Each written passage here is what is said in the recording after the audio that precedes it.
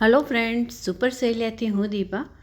આજે એકદમ પરફેક્ટ રીતે પકોડા કઢી બનાવવાની રેસીપી તમને બતાવું. તો ફ્રેન્ડ્સ, એકદમ ટેસ્ટી અને પરફેક્ટ આ રીતે કઢી બનશે. અડધો કપ જેટલું સાધારણ ખાટું દહીં લેવાનું છે એક બાઉલમાં, અને એટલું જ અડધો કપ જેટલું પાણી એડ કરી દઈશું. હવે અહીંયા મેં 1.5 ચમચી જેટલો ચણાનો લોટ કે બેસન લીધું, અને એને હવે બીટરથી સરખી રીતે બિલકુલ ગુટલી ન રહે એ રીતે મિક્સ કરી દઈશું.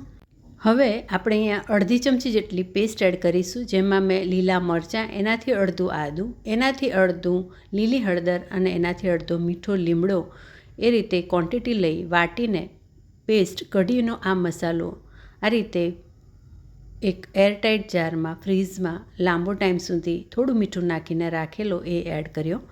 અહીંયા એડ કર્યું છે આપણે અડધી ચમચી જેટલું લાલ મરચું અને અડધી ચમચી જેટલી હળદર.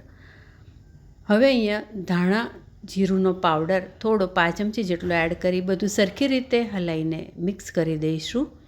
હવે આપણે ફ્રેન્ડ્સ આ સાઈડ પર કરી દઈશું કઢીનું મિશ્રણ. હવે પકોડા બનાવવા માટે 2 મીડિયમ સાઇઝના કાંદા લેવાના છે, જેની છાલ કાઢી લીધી છે, અને એની લાંબી લાંબી આ રીતે ચિપ્સ કરી લઈશું. ફ્રેન્ડ્સ, એકદમ ઇઝી રેસીપી છે, પણ આમાં જે નાની નાની ટીપ છે એનું ધ્યાન રાખશો તો પકોડા કઢીમાં પકોડા એકદમ સોફ્ટ બનશે, ટેસ્ટી બનશે, અને પકોડા કઢી એકદમ ખાવાની મજા પડે એવી. તો કાંદાની આ રીતે સ્લાઇસ કરી અને આ રીતે હાથેથી મસળીને બધી સ્લાઇસને આપણે છૂટી કરી દઈશું. હવે એની અંદર આપણે 1.5 ચમચી જેટલું બેસન એડ કરી દઈશું, અને એટલો જ 1.5 થી 2 ચમચી જેટલો ચોખાનો લોટ એડ કરીશું. ચોખાનો લોટ ખાસ એડ કરવો, એનાથી પકોડા એકદમ સરસ ક્રિસ્પી બને છે. હવે આપણે એડ કરી દઈશું અહીંયા અડધી ચમચી જેટલી હળદર, સાથે એડ કરી દઈશું લાલ મરચું, એ પણ અડધી ચમચી જેટલું. હવે આપણે એડ કરી દઈશું અજમો, એ 5 ચમચી જેટલો. તમે જોઈ શકો છો બધા મસાલા મેં એડ કર્યા છે. મીઠું અહીંયા 5 ચમચી જેટલું એડ કરી લઈશું. હવે આપણે મેઇન જે છે એ આખા સૂકા ધાણા 1 ચમચી જેટલા લેવાના છે, અને એને આ રીતે ઠઠુમી લેવાના છે. એક મોટી ચમચી ભરીને લેજો, કેમ કે આ રીતે થોડા અડધા આપણે પકોડામાં અને અડધા કઢીના મિશ્રણમાં એડ કરવાના છે, એટલે થોડા 1 ચમચી મોટી ભરીને આપણે ઠઠુમી લઈશું. ઠઠુમ્યા પછી અડધી ચમચી આપણે એડ કરી લઈશું પકોડાના મિશ્રણમાં. આનો ટેસ્ટ બહુ સરસ આવતો હોય છે, એટલે આ એડ કરવાનું ચૂકશો નહીં. તમે લીલી કોથમીર હોય તો એ પણ થોડી એડ કરી શકો છો. અડધી ચમચી જે બાકી રહી હતી એ કઢીના મિશ્રણમાં મેં એડ કરી લીધું.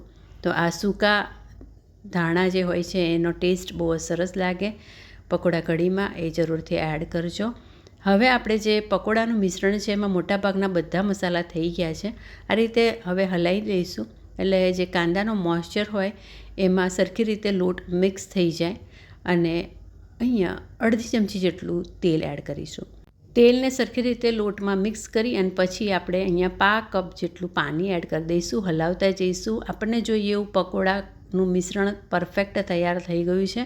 તો જોઈ શકો છો કન્સિસ્ટન્સી કંઈક આ રીતની છે, અને તમે જોઈ શકો છો ઉપરથી નીચે લચકાની જેમ પડે એવું આ મિશ્રણ તૈયાર છે. હવે એક બાજુ થોડુંક તેલ લઈ લઈશું. ક્વોન્ટિટી ઘણી ઓછી છે એટલે બહુ વધારે પડતું તેલ નહીં લઈએ. અડધો કપ જેટલું તેલ, અને એમાં હવે આપણે તેલ થોડું ગરમ થાય એટલે આ રીતે થોડુંક અડધી ચમચી જેટલું તેલ, ગરમ તેલ આ રીતે પકોડાના મિશ્રણમાં એડ કરી મિશ્રણને હલાવી લઈશું.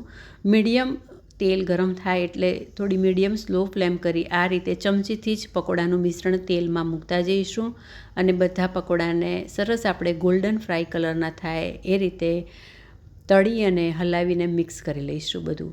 એટલે કે ટૂંકમાં ફેરવતા જઈશું અને પકોડાને સરસ ગોલ્ડન કલરના તળી લઈશું. ફ્રેન્ડ્સ, પકોડા બહુ જ સરસ જાળીદાર બન્યા છે.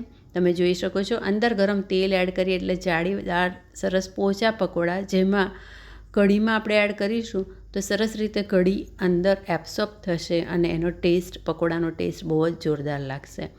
જોઈ શકો છો બધા પકોડા મેં આ રીતે તૈયાર કરી લીધા છે. આ રીતે કિચન ટિશ્યુ પર કાઢ્યા એટલે એક્સ્ટ્રા ઓઇલ પણ બધું ડ્રેન થઈ જાય. હવે આપણે કઢી બનાવવા માટે લઈ લઈશું અહીંયા 1 થી 1.5 ચમચી જેટલું ઘીનો ઉપયોગ કરવાનો છે.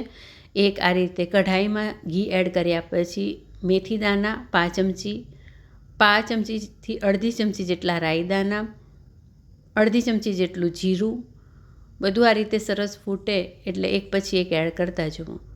જીરું અડધી ચમચી એડ કરી અને પછી હિંગ એડ કરવાનું, લાલ મરચું એડ કરવાનું, થોડા કઢી પત્તા એડ કરવાના. આ રીતે બધું જ 1 બાય 1 એડ કરતા જવું. મસ્ત જોરદાર વઘાર થશે તો કઢીનો ટેસ્ટ બહુ જ સરસ લાગશે. અહીંયા લવિંગ અને મરી પણ તમે એડ કરી શકો છો. એ પણ સરખી રીતે ઘીમાં સાંતળી પછી આપણે એડ કરવાનું આ કઢીનું મિશ્રણ. હવે આપણે અહીંયા 1 ગ્લાસ જેટલું પાણી એડ કરી લઈશું. કઢીને આપણે થોડી પાતળી રાખવી પડશે. તો જુઓ આ રીતે 1 ગ્લાસ જેટલું પાણી એડ કરી, બીજું અડધો ગ્લાસ જેટલું પાણી મેં જે બાઉલ હતો કઢીના મિશ્રણવાળો એમાં એડ કરી આ બધું જ મિશ્રણ સરખી રીતે લઈ લીધું એટલે બિલકુલ વેસ્ટ ન જાય. આ રીતે એડ કર્યા પછી હવે આપણે કઢીને સરખી રીતે ઉકળવા દેવાની છે. 2 ઉભરા આવે ત્યાં સુધી મીડિયમ ફ્લેમ રહે. 2 ઉભરા થવા દેવાના છે. થોડી વારે હલાવતા જવાનું છે. આપણા પકોડા કઢીની કઢી એકદમ પરફેક્ટ તૈયાર છે, પણ થોડું મીઠું આપણે એડ કરી લેવાનું, જરૂર લાગે એ પ્રમાણે. જોઈ શકો છો મીઠું અડધી ચમચી જેટલું એડ કરી અને સરસ પરફેક્ટ ટેસ્ટી આ કઢીનું મિશ્રણ આપણે તૈયાર થઈ ગયું છે. અને એમાં 2 ઉભરા આવે પછી આપણે એમાં પકોડા એડ કરવાના છે. તળીને રાખેલા પકોડા લાસ્ટમાં એડ કરવાના છે અને પકોડા એડ કર્યા પછી 3-1 મિનિટ માટે જ એને થવા દેવાનું છે.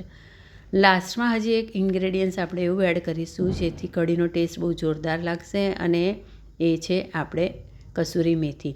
અહીંયા આપણે 1 ચમચી જેટલી કસૂરી મેથી લેવાની અને હાથેથી મસળીને એને કઢીમાં લાસ્ટમાં એડ કરવાની.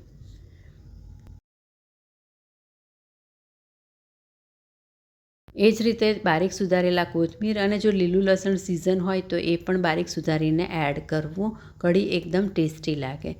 3-1 મિનિટ પછી ગેસ બંધ કરી દઈશું અને પછી આપણી પકોડા કઢી ગરમા ગરમ સર્વ કરવા માટે રેડી છે. બહુ જ ટેસ્ટી અને પરોઠા સાથે, ખીચડી સાથે, ભાત સાથે એને સર્વ કરી શકો છો. તો ફ્રેન્ડ્સ, રેસિપી જરૂરથી ટ્રાય કરજો પકોડા કઢીની. જોતા રહેજો સુપર સહેલિયા. Thank you.